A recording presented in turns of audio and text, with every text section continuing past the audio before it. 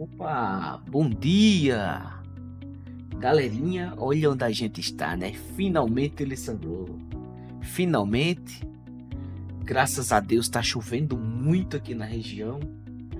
Encheu bastante.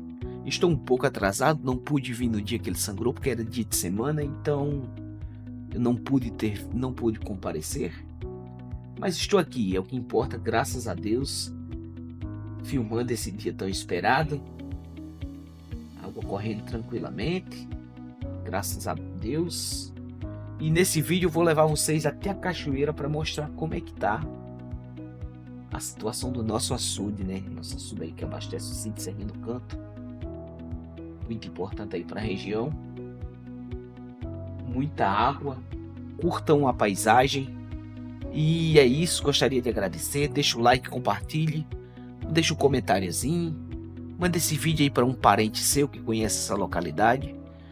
Valeu, é nóis, fica com Deus e curta o restante do vídeo. Fui!